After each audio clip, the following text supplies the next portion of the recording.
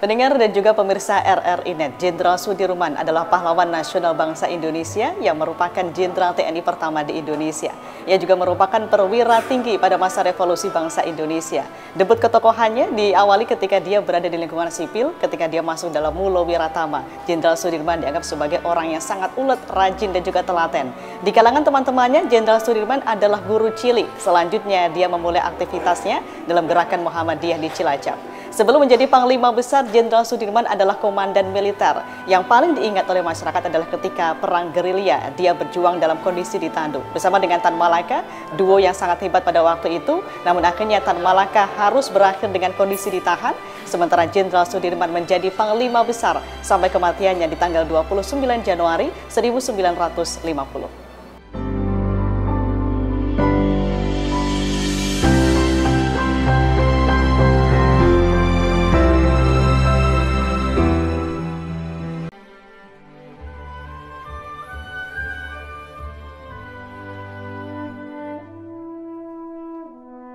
Legenda Sudirman di era revolusi menjadi catatan sejarah bangsa Indonesia. Guru cilik yang menjelma menjadi Panglima Besar. Kiprahnya tidak terbentuk dari buayan jabatan, tapi tercipta dari akar rumput yang kuat tanpa pernah goyah karena ideologi mencari kekuasaan. Sudirman adalah Panglima Tentara Indonesia pertama sejak 16 Desember 1945. Latar belakang militer Sudirman tidak diawali dengan mengkilap. Pria kelahiran Purbalingga 24 Januari 1916 ini hanya pernah menjadi semacam hansip untuk mengantisipasi serangan udara di zaman kolonial, dan 3 bulan latihan menjadi calon komandan batalion di masa pendudukan Jepang. Sudirman tentu dikenal dan makin dipercaya berkat pertempuran Palagan Ambarawa di akhir 1945.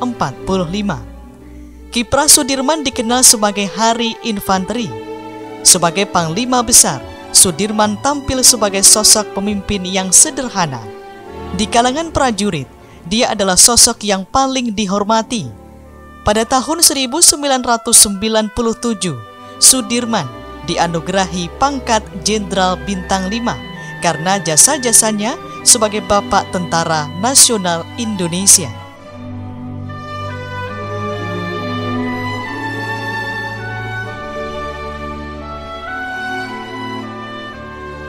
Pendengar dan juga pemirsa RRI Net, saat ini saya sudah bersama dengan Pak Ganang Sudirman. Jadi Pak Ganang Sudirman ini adalah putra dari Tri Darwono dan juga cucu dari Jenderal Sudirman. Kita akan mengajak Anda untuk mengetahui lebih jauh terkait dengan bagaimana sosok dari Jenderal Sudirman secara utuh di mata keluarga dan juga tentang bagaimana perannya dalam mengisi kemerdekaan Indonesia. Pak Ganang. Siap, ya. Selamat siang Pak Ganang. Selamat siang, Mbak. Siap Pak Ganang, yes. Ya. Alhamdulillah. Yes. Seberapa dekat dengan Jenderal Sudirman?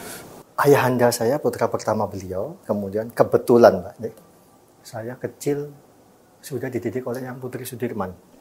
Jadi ketika itu mungkin ayahanda karena kesibukannya luar biasa, maka dari kecil, dari SD, saya ikut sekolah sudah.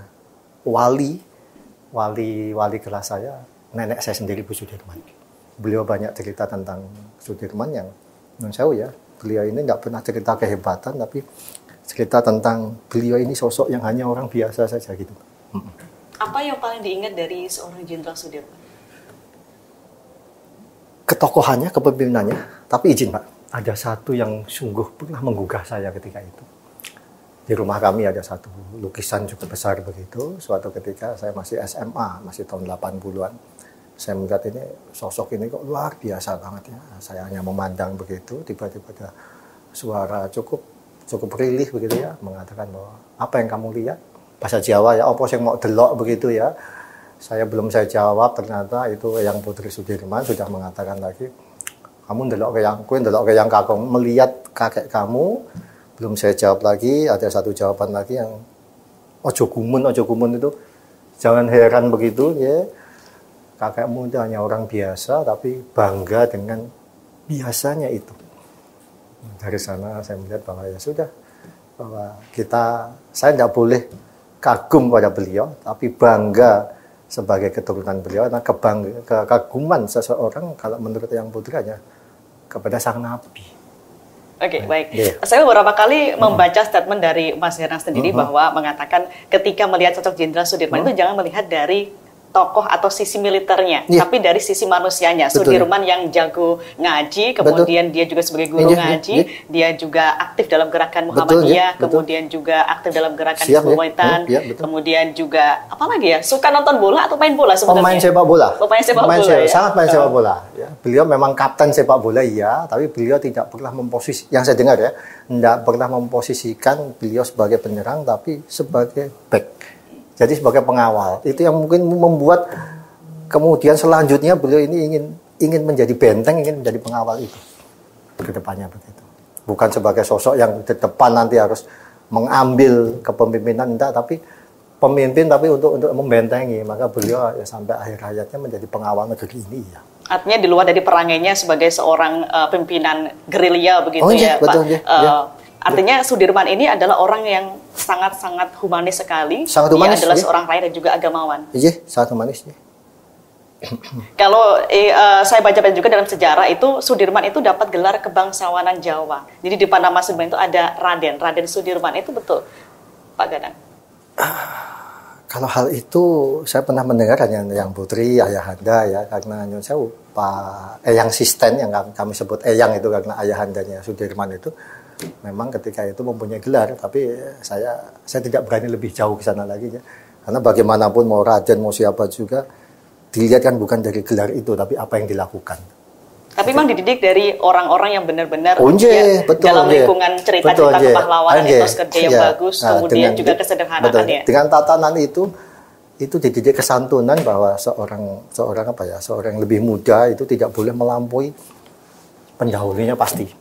Ketika itu pun saya diajarkan oleh ayahanda dari Sudirman kepada ayahanda, kepada yang putri baru kepada saya ya.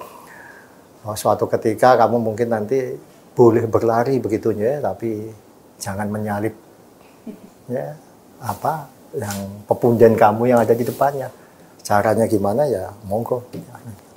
Ya. Kesantunan itu yang selalu diajarkan pada kami ya. Kesantunan begitu. Ya. Selain itu apa yang memang benar-benar menjadikan tokoh Jenderal Sudirman ini yang paling punya banyak jasa untuk keluarga juga selain untuk bangsa Indonesia? Buat kami sebetulnya kami mengatakan jasanya luar biasa iya. Tapi kalau saya kembalikan ke yang putri bahwa jasa beliau itu ya memang itulah yang membuat beliau dilahirkan dan harus melakukan itu. Sebagai contoh begini, Pak. Suatu ketika Mbak pernah lihat patung Jenderal Sudirman yang di Jalan Sudirman? Itu kebetulan yang bangun saya, Mbak. Ya, kami sendiri yang bangun ya. Yeah. Kemudian juga tidak pakai dana, saya tidak pakai dana negara ini, enggak. Kami kumpul-kumpul ini seperti persembahan rakyat ini pada sang pahlawannya begitu ya. Nah, itu kan cukup menghebohkan patung itu. Saya buat hormat begini ya. Banyak 1-2 orang mengatakan kamu tidak layak hormat pada siapapun jenderal. Tapi itu saya buat bukan imajinasi saya, tidak, itu permintaan dari yang putri ketika itu. Bahwa Sudirman itu menghormat pada rakyatnya siapapun itu. Nah itu tangan tidak akan diturunkan kalau amanahnya belum turun dari pundaknya. Kebetulan beliau meninggal tahun 50 usia 34 tahun itu. Amanahnya masih ada di pundaknya. Jadi beliau begini. Ketika itu Bang Deddy pernah di film Naga Bonar naik. Turunkan tanganmu jenderal, kau nggak layak pada siapapun juga. Itu buat kami malah terbalik. Sudirman akan menghormat pada rakyat ini. Artinya cukup dekat sekali Pak Gadang bersama dengan Jenderal Sudirman itu? Enggak, Mbak. Saya lahir 15 tahun kemudian setelah yang putri yang Sudirman tidak ada. Beliau meninggal tahun 50, saya baru tahun 65 tidak ada. Tapi ayahanda saya kan putra pertama beliau. Sering menceritakan tentang sosok Sudirman itu. Kakek kamu begini. Tapi beliau tidak pernah motivasi bahwa maaf ya, kakekmu orang hebat. Tidak pernah begitu. Tapi kalau dari Bapak bagaimana? Dari Pak Tridharma? Biasa aja. Dan ayahanda ini kalau saya malah hampir sama dengan kakek Sudirman ini. Orang biasa yang tidak mau dikenal. Dan saya juga sebetulnya ya Sudirman ini juga tidak mau dikenal, Pak. Kalau kemudian memang takdir Tuhan tidak menentukan, tidak dikenal beliau. Bahkan ketika beliau diangkat menjadi Panglima Besar pun, foto yang menyatakan surat kabar ketika itu kan fotonya salah. Ya, fotonya bukan Pak Sudirman ini, tapi Pak Sudirmannya Jawa Timur ketika itu, ayahandanya Pak Basavi Sudirman. Tapi dalam sejarah tidak pernah diralat begitu, Pak? Ya ketika itu kan surat-surat tidak ada ralat begitu. Toh, apakah pentingnya ralat itu? Tidak perlu Mbak, sudah. Apa yang dilakukan Sudirman pun tidak perlu terlalu di ini juga, sudah. Cukup untuk beliau. Ya, cukup bangsa dan negara ini melihat ke belakangnya, pernah ada tokoh yang sangat mencintai rakyatnya. Sampai, gini Mbak, ya, ya. Setiap tanggal 1 sampai 17 Agustus, kami punya ritual Mbak. Ritual nggak beli baju baru. 17 Agustus? 1 sampai 17. 1 sampai 17. Setelah itu, ya kami beli boleh lah Mbak. Kami enggak, karena begini, dokumennya ada, bahwa ketika itu mau 17 Agustus, Sudirman nggak punya baju, Mas. Sampai ketika itu seorang presiden suratnya ada, bahwa mengirimkan saya, Pak Karno ketika itu kalau memanggil Sudirman kan Adinda. Adinda, saya tahu persis bahwa Anda tidak punya baju untuk dipakai perayaan proklamasi begitu ya. Akhirnya dikirim baju. Ya Pak Sudirman tidak punya baju, Mbak. Seluruh hartanya didedikasikan untuk perjuangan ketika ini. Bahkan sampai cincin kawinnya pun dilepas ketika itu. Jadi Jenderal Sudirman bisa dikatakan orang yang besar karena revolusi, karena lahir dan juga dibesarkan oleh revolusi begitu ya Pak ya? Saya juga ingat ketika waktu masa-masa perang gerilya begitu, Belanda itu bahkan tidak ngeh kalau Jenderal Sudirman itu adalah seorang panglima, saking lusuhnya, saking dekilnya, saking nggak layaknya itu disebut. Bahkan ketika itu kan saya 2017 saya diminta Panglima TNI, bukan Presiden ketika itu Pak Jokowi juga, Bapak kamu yang main sebagai Sudirman karena secara fisik kamu hampir sama, kamu juga batuk-batuk sama ya. Saya menghayati itu Mbak. Menghayati bagaimana kemudian ketika itu ada adegan ketika itu Belanda masuk melihat Sudirman yang batuk-batuk, ya siapa yang mengira itu Sudirman Mbak? Ya kan? Ya nggak layak. Wong seperti itu kok panglima besar kan nggak mungkin bayangan orang ya. Tapi kalau penampilan memang secara konkret begitu di lapangan ketika berperang memang pakainya biasa saja. Biasa saja betul. Tapi ya saya tidak bisa menafikan begitu ya. Jangankan orang Belanda nggak tahu Sudirman, orang Indonesia nggak tahu Sudirman siapa kan wartawan kan ketika itu ya Republik Indonesia mengangkat seorang guru agama menjadi panglima besar. Fotonya salah. Ya, saya tidak bisa nyalahkan orang Belanda, orang Indonesia nggak tahu siapa Sudirman itu, begitu Mbak. Tapi tidak penting Sudirman itu dikenang atau tidak, yang penting apa yang dilakukan oleh Sudirman itu aja Pak. Punya peran untuk kemerdekaan bangsa Indonesia begitu Pak ya. Sempat juga ada yang menyebutkan Jenderal Sudirman itu punya jimat yang jadi mantranya. Mungkin bisa dikatakan keris-keris begitu ya Pak. Begini Pak. Ya, ada. Ketika itu memang dari ayahanda, kemudian ada peninggalan aja ya. Tapi kemudian kami ya setelah itu melihat bahwa hal itu lebih baik kita serahkan ke museum ya supaya bisa menjadi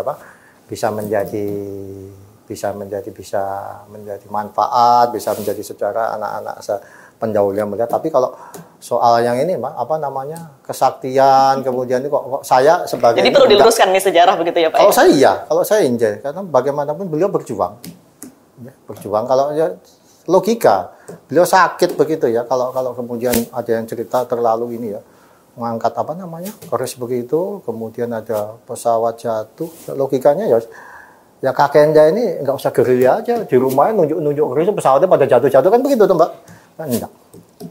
Setahu saya malah jimat itu yang 3 itu yang saya perankan itu bahwa beliau tidak lepas wudhu kemudian beliau tulus yang paling pokok itu ya. Itu mantra saktinya ya Pak ya? Ketulusannya itu ya. Saya kira semua pahlawan ayahanda kita terdahulu semuanya begitu ya. Dari mulai Nyon Sewu ya Pak Soekarno, Bung Hatta semuanya begitu. Nah, ketulusan itu yang mohon maaf sekarang mungkin bukan tidak dipunyai tapi tidak 100% dipunyai oleh setelah itu generasi setelahnya. Ya kalau kita mau negara kita seperti negara kita hebat dulu 40-50 hebat lah itu. Menghebatkan dirinya sendiri. Tapi saya dengar Pak Sudirman ini kalau misalkan mau berpidato lebih memilih untuk saya ini di belakang saja begitu. Iya betul. Ya seperti saya lah Mbak. Ini saya dihubungi teman-teman kalau enggak kenapa enggak gitu kan ya. Enggak, kami lebih suka ada di belakang ya. Karena kalau di depan ya lebih berat tanggung jawabnya ya. Di belakang juga bisa kalau bahasa Jawa itu yang di belakang bisa mendukungin di depannya kan bisa daripada di depan. Begitu juga peran dari Jenderal Sudirman itu adalah ketika Jenderal Sudirman membuat tentara negara Indonesia ini adalah salah satu bagian penting di Indonesia. Ketika itu pejuang ini Ini mungkin saya pernah baca Pak, tapi saya tidak berani mengatakan ini benar atau enggak. Tapi Indonesia ini lain dengan lainnya Pak. Ya tentara ini dibentuk, pejuang ini dibentuk ya sambil kita berperang. Sementara negara lain membentuk negaranya, baru tentaranya. Kita kan enggak. Kita tentara ini dibentuk sambil perang. Nah itu luar biasa, Indonesia kan begitu. Dan kita ini pejuang semua. Waktu itu Soekarno sempat ragu juga kalau memilih pemimpin dari seorang yang biasa dibandingkan dengan teman-teman lain di perwira pita begitu ya. Apapun bentuknya begitu. Apapun bentuknya, ini bukan siapa-siapa saya katakan kan. Ya kalau kita mau jujur kan orang pendidikan itu lebih Pak Urip itu kan ya. Wajar Pak Karno begitu kan. Tapi akhirnya kemudian, tapi pemimpin pada waktu itu kan ini Pak. Sudirman ketika dipilih menjadi panglima itu kan yang pilih ketika itu bukan pemimpin negeri ini tapi kodam-kodam setempat, boleh milih sendiri. Teman-teman pita itu. Kemudian ya kalau jujur ya memang ini sopo ini kan begitu kan, guru SD begitu ya kan. Beliau saya lihat ini tidak diciptakan untuk menjadi pemimpin tapi dilahirkan untuk menjadi pemimpinnya seperti Soekarno, Hatta semua begitu. Nah sekarang kita yang tidak punya yang itu. Ya, yang nggak punya itu. Tidak diciptakan menjadi pemimpin, tapi dilahirkan sebagai pemimpin. Gitu. Betul, ya. Ya tapi kalau begitu ya akhirnya ya kita harus merelakan ketika ketika tugasnya sebagai pemimpin selesai ya sudah diambil lagi. Ya, tapi beliau termasuk orang yang sangat peduli dengan pendidikan juga ya Pak ya? Gimana? Sangat peduli dengan pendidikan juga. Sangat ya, beliau kan memang guru toh. Ya. Sangat mencintai muridnya, ya, sangat mencintai komunitasnya. Beliau berjuang bukan ketika ketika terpilih menjadi tentara ini bukan, tapi memang dari awalnya beliau kan seperti mungkin dulu ada Karang Taruna, yang saya dengar dulu ada LBJ seperti pasukan untuk pengaman kalau ada bom turun begitu. Nah beliau sudah terpilih di situ. Perannya seberapa penting ketika waktu masa-masa penjajahan waktu itu? Beliau ini pemuka di wilayahnya, maka itu yang dianggap ketika itu oleh Jepang ini berbahaya, maka pentolan-pentolan itu diambil yang sebenarnya untuk dieksekusi kan ketika itu, tapi keburu bom atom itu turun, maka itu dibawa ke Bogor ketika itu kan untuk dieksekusi, itu pentolan-pentolan semua itu ya. Tapi Tuhan yang menentukan juga ya kemudian dibom, kemudian Jepang menyerah, lari ke sini ya. Terus ke Ambarawa itu. Ambarawa juga maaf. Kalau sahabatnya, itu yang paling diingat ya Pak ya? Iya, kalau Ambarawa itu Pak Isdiman ketika itu sahabatnya tidak gugur, mungkin ya beliau tidak turun begitu. Ya beliau memang hidupnya hanya dituntun untuk melakukan sesuatu begitu. Tapi ya bukan fatalnya ya. Memang harus setelah tugasnya selesai ya sudah selesai. Beliau meninggal 34 tahun. Beliau pernah menulis satu memoir gitu yang ada di Yang Putri ya. Ketika sakitnya sudah itu, beliau masih minta 5 tahun, 10 tahun lagi gitu ya. Tapi Tuhan nggak menentukan kan ya. 34 tahun beliau meninggal. Dan beliau bukan pahlawan loh. yang bincang bukan saya tapi beliau sendiri. Saya masih ingat kata-katanya Pak Cokro ketika itu 8 Juli 1949 ya benar ya. Masih turun gitu ya. Beliau Pak Cokro mengatakan ke saya bahwa ketika itu kami mentasbihkan Panglima Sudirman, Jenderal Sudirman menjadi pahlawan. Beliau mengatakan enggak, pahlawannya bukan saya, duduk kowe, bukan kamu, bukan saya, bukan kita semua. Pahlawan adalah rakyat yang ada di desa-desa, ada di gunung-gunung. Saya jadi apa? Di pantai-pantai yang tanpa mereka gitu. Enggak. Tapi yang mentasbihkan adalah masyarakat, rakyat Indonesia begitu Pak. Maka dulu saya pernah mengusulkan, walaupun hanya lisan ya, kami keluarga Sudirman. Kalau mohon maaf, di Indonesia ini setiap kota besar ada jalan Panglima Sudirman ya, Pak ya. Jenderal Sudirman. Kami nggak apa-apa kok itu namanya diganti, Pak. Tapi namanya gantinya sesuai beliau loh ya. Jalan Rakyat Indonesia. Jalan Rakyat Indonesia itu permintaan dari Pak Sudirman. Ya kalau Sudirman mengatakan maaf ya, pahlawannya rakyat ini bukan saya. Berarti itu kan maaf bisa ditransformasikan ke sana kan. Ya kami nggak apa-apa kok. Tapi gantinya itu, jangan gantinya yuk si A, si B, enggak, gantinya rakyat Indonesia, enggak apa-apa. Ada peninggalan-peninggalan khusus dari masa-masa waktu menjadi pejuang begitu dari Pak Sudirman? Kami serahkan ke museum semua, Pak. Ya, seperti apa saja, Pak? Ya, seperti jubah itu, ya, atau mungkin tandu, atau mungkin keris kecil, yang katanya sakti atau apa, itu pernah saya bawa juga, tapi saya serahkan museum semua. Ya. lebih itu jadi manfaat sebenarnya pernah dilihat, tapi bukan dilihat sebagai oh ini barang sakti loh, enggak, tapi ini dulu Sudirman pernah punya ini. Kenapa dipakai terus oleh Sudirman? Karena itu hadiah dari sang kiai ketika itu untuk menghormati sang kiai ditaruh, bukan karena kesaktiannya, Mbak. Kalau kesaktiannya jangankan Sudirman, Nabi aja ketika perang ya rompal kan begitu aja. Jadi Jenderal Sudirman ini adalah bukan orang yang coming from behind begitu, karena kepemimpinannya itu ditempa ketika dia jadi perwira di peta. Bahkan kemarin saya juga sempat lihat sejarah bahwa dia itu melunakkan pemberontakan peta Gumilir agar tidak sama dengan pemberontakan peta di Blitar yang memenggal 6 perwira begitu Pak ya. Komunikasi ya beliau itu walaupun muda tapi ketika itu semua ketika itu semua populer dipanggil Bung. Ya, seperti sahabat. Beliau walaupun masih saat muda ketika itu tidak ingin masuk ke ranah itu. Beliau ingin menjadi bapak anak-anaknya itu, maka beliau lebih senang dipanggil bapak kan ketika itu. Beliau menjadi bapak anak-anaknya para pejuang ini. Bahkan juga disebut sebagai guru cilik waktu sekolah di Mulo Wiroto. Lah iya, karena ya beliau ini ya, entah itu istilahnya kegatelan atau apa zaman sekarang ya beliau senang begitu. Ya. Tapi kalau di rumah itu Jenderal Sudirman termasuk orang yang pernah bercerita terkait dengan perjuangannya ketika pekerjaannya begitu. Sangat sedikit sekali yang saya dengar dari yang putri selain bahwa beliau orang religius, beliau orang yang biasa.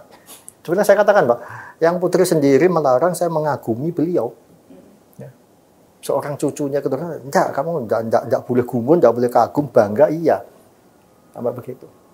Jadi beliau tidak mungkin ketika itu, nah ini pandangan seorang nenek yang luar biasa gitu, tidak ingin mengkotakkan nih loh, cucuku harus tahu bahwa ini kakaknya orang hebat, enggak sampai begitu, enggak. Kami disuruh mengeksplor sendiri, Sudirman itu orang yang biasa, ya, yang tidur di kasur pun sakit. Ini benar loh Mbak, beliau tidur di kasur sakit, tidak biasa, ya kan? Ya ketika yang saya itu yang putri yang cerita, ketika malam pengantin dengan yang putri ketika itu. Ada biasa kan kalau tahajudan begitu beliau bangun yang putri loh suaminya di mana ternyata tidur di bawah toh. Ditanya loh Mas kenapa tidur di bawah? Saya nggak biasa tidur di kasur begitu, nggak biasa. Emang senangnya beliau begitu. Peran-peran dari seorang Jenderal Sudirman selain dia sebagai pimpinan pasukan gerilya, apa yang paling diingat? Ataukah memang pernah disusupi seperti ideologi-ideologi untuk masuk ke politik begitu? Beliau kalau yang sepengetahuan saya sangat menghindari inter itu. Beliau tidak mau masuk ke ranah itu. Politik negara politik tentara itu ya politik negara begitu ya. Bahkan beliau pernah dibilang berseberangan ya enggak, tapi tidak setuju dengan polisi ketika itu, tapi beliau tidak memberontak, tapi melakukan suatu hal yang dianggapnya benar dan tentunya sudah dikaji oleh para stafnya ketika itu. Maka terjadi yang 19 Desember itu ketika diminta oleh itu saya perankan kok, diminta oleh presiden ketika itu bahwa Anda sedang sakit, Anda istirahat gitu. Beliau tidak Pak Presiden, saya harus berjuang justru pada masa-masa sekarang. Karena saya juga sempat ingat yang disampaikan oleh Bung Karno begitu kepada Sudirman ketika menolak untuk ikut turun lapang jadi pasukan gerilya begitu. Ya, beliau sakit hati sebetulnya, tapi kan berdua ini bersahabat. Saya lihat para pendahulu kita ini luar biasa semua kalau berbeda pendapat gitu. Yang mereka hanya berbeda pendapat di ruangan selesai sudah. Ya. Sangat berbeda pendapat. Sangat. Ya, tapi ketika kemudian demi keutuhan bangsa dan negara ya mereka lebur begitu saja. Buktinya Sudirman ya tetap gerilya. Sempat walaupun beliau sakit hati tetap mengacungkan tangannya masih ada. Jangan sekali-kali Belanda menyakiti Soekarno. Kalau sampai itu terjadi maka tentara kita akan melakukan sesuatu yang belum pernah kita lakukan. Selama ini kan TNI kita luar biasa Mbak. Kalau ada jenazah pun dikuburkan kan. Ya. Tapi ada sumpah Sudirman ketika itu di Gedung Agung kalau sampai Soekarno disakiti maka kita tidak akan menguburkan lagi, ada pembantaian habis-habisan. Walaupun ketika itu endingnya kan lagi panas-panas, saya tetap begitu. Bahkan masih sempat menengok ada perintah Bapak Presiden buat saya, maka keluar kata Presiden bahwa kamu harus berjuang di tempat gerilya pindah-pindah tetap ada. Itu endingnya sampai 7 bulan kemudian juga masih nggak enak loh, tapi terjadilah karena saking dekatnya begitu. Ya bagaimanapun beliau berdua luar biasa. Bahwa keutuhan bangsa bernegara ini lebih harus diutamakan dari apa yang ada di dada masing-masing. Itu kan sampai ada ini, Pak. Ada ending kalau kita lihat di 10 November 49 Pak Karno merangkul Sudirman. Sudirman mukanya kan nggak kelihatan, Pak. Ya, karena beliau marah. Sudirman ya, Soekarno marah sama. Itu adegan itu diulangi sampai 2-3 kali kan. Ya. Tapi harus saya ini loh, Pak Soekarno itu luar biasa. Ketika masa tahun 49 gitu, beliau sudah bisa prediksi bahwa kekuatan media ke depannya seperti ini. Nah, Sudirman kan orang kampung, Pak, orang lugu, nggak tahu. Orang tahunya nih mangkal ya mangkal gitu aja kan. Ya, tapi ya tidak memberontak gitu kan. Tapi tidak pernah ada orang-orang yang ingin menjegal posisi Sudirman? Saya tidak pernah tahu. Tapi yang mau dijegal juga apa? Beliau juga nggak menginginkan itu kan. Bahkan setelah itu kan beliau maaf ya mengundurkan diri kan sebagai Panglima Besar. Ada kok, Pak, suratnya ada. Jadi beliau minta kepada Soekarno, tugas saya sudah selesai, ingin balik kepada keluarga, ingin menikmati hidup keluarga. Tapi udah diancam oleh Soekarno. Ada loh, Pak, suratnya, ancaman. Tapi ancaman-ancaman ini bukan ancaman ngamuk, enggak. Kalau sampai Sudirman mengundurkan diri, saya lebih baik mengundurkan diri dulu sebagai presiden. Ada loh, Pak, di Pusdara TNI ada. Ya, bahkan ada satu teks begitu yang selama ini kita tahu kalau presiden tanda tangan dengan wakil presiden itu kan proklamasi. Ada satu surat ditandatangani presiden dan Bung Hatta, wakil presiden meminta Sudirman supaya tidak mengundurkan diri, ada, Pak. Atas dasar itu Sudirman tidak mundur. Walaupun sebenarnya beliau udah sakit-sakitan. Karena memang bisa dikatakan Jenderal Sudirman ini jadi panglima cukup beberapa tahun saja, sementara yang lain harus berjuang berpuluh-puluh tahun begitu ya, Pak? Bisa jadi begitu juga. Tapi Sudirman juga tidak menginginkan jabatan itu juga sebetulnya. Bahkan cita-citanya bukan jadi jenderal, katanya. Iya, enggak. Dia tetap jadi kepala keluarga biasa, bukan. Ya. Saya kira Soekarno, Hatta juga enggak, Pak, pejuang dulu. Pejuang dulu, mana ada yang mau mengemban amanah, Pak. Kalau memang tidak didorong untuk mendapatkan amanah itu. Di negara manapun juga yang sudah besar, mana ada orang mau mengemban amanah. Kecuali ya sendap. Kalau ya sekarang kan orang seneng ya, mau jadi opo gitu seneng ya. Kalau enggak ada loh ya seneng. Ini jabatan bukan nomor satu bagi Jenderal Sudirman amanah, ya? Loh. Amanah. Enggak, bukan sudut. Buat semuanya bapak-bapak kita dulu iya. Ya kan? Dulu saya pernah baca-baca tentang ketika tahun 45 pun ketika Pak Karno kemudian dari pengasingan dari Jogja kembali ke Jakarta itu pun beliau juga mengatakan di depan itu ada kok, ini sudah ada di Arsip Nasional di depan audien gitu yang ribuan orang mengatakan bahwa Pak Karno ketika mengatakan apa sebab sang merah putih berkibar itu karena ketika itu 70 miliar rakyat ini bukan karena beliau. Seorang Sudirman kalau nggak ada rakyatnya enggak, seorang Soekarno enggak, Hatta pun enggak, Pak. Adakah sejarah yang pernah mengaburkan perannya dalam kemerdekaan Indonesia, Pak? Saya nggak berani katakan itu, tapi suka-suka sejarah itu kan sesuai dibuat untuk masanya masing-masing ya. Tapi ya saya nggak mau itu. Yang penting dari awal sudah sangat kita tahu semua, tidak ditutupi apapun juga tidak bisa ditutupi. Bahwa beliau-beliau yang terdahulu ini berjuang dengan dukungan rakyat ini. Negara ini bukan dibangun karena maaf ya, kalau nggak ada Sudirman, nggak ada Indonesia, nggak ada Soekarno, nggak juga, Mbak, enggak. Beliau mengatakan enggak. Bahkan Soekarno pun mengatakan, enggak pernah mengatakan loh, saya enggak pernah lihat aku Indonesia, enggak, saya hanya penyambung lidah rakyat ini.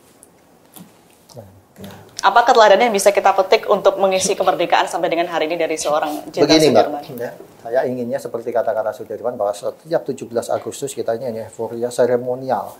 Sementara Sudirman mengatakan bahwa sebentar lagi proklamasi akan datang. Proklamasi itu tidak hanya cukup seremonial saja, tapi itu ada kok itu itu menagih janji kita, menagih dharma bakti kita untuk Bumi Pertiwi ini tentunya dengan tugasnya masing-masing, kewajibannya masing-masing. Nah, kalau selama ini buat saya hikmah dari Yang Maha Kuasa nih, Mak. 75 tahun ini ya, kita kembali lagi merenungi bahwa perayaan 17 Agustus nanti bukan cuma sekedar seremonial begitu sudah. Ini kita hidup di saat ini bukan hal kebetulan, tapi Tuhan menentukan begini ya. Bisa dibayangkan, maka saya lihat di TV Paskibraka dari 68 menjadi 8 gitu kan. Ya kan sudah, ini mungkin ya seremonial sudah. Kita naik 17 Agustus dirayakan udah 75 tahun, Pak, kan gitu kan. Tapi untuk apa itu bukan berarti maaf ya. mengecilkan hal itu tidak. Tapi Sudirman pernah berkata begitu. Ada kok di sini bahwa kita yang dibutuhkan itu hanya ini momen meminta pengabdian kita supaya kita memenuhi janji kita untuk mengisi 17 Agustus ini. Bukan cuma gitu selesai ya wes masuk ke istana kemudian pulang makan-makan lah itu besoknya bukan begitu kan. Bukan itu. Oke, baik, terima kasih Pak Ganang Sudirman sudah berbincang bersama dengan RRI-Net pada hari ini. Jadi pendengar, sejak tahun 1945 Jenderal Sudirman itu adalah orang kuat Indonesia. Dia punya pengaruh yang cukup besar, dia menguasai tentara, begitu juga Tan Malaka ya. Mereka adalah duo yang cukup hebat pada masa revolusi. Mereka punya urat dan juga akar yang sangat melekat pada kalangan pemuda-pemuda radikal, kemudian juga para pesohor di peta, kemudian juga kalangan bekas Romusa begitu. Dan ini sangat membantu untuk kita mengenal sosok Jenderal Sudirman lebih dekat lagi ya Pak Ganang ya.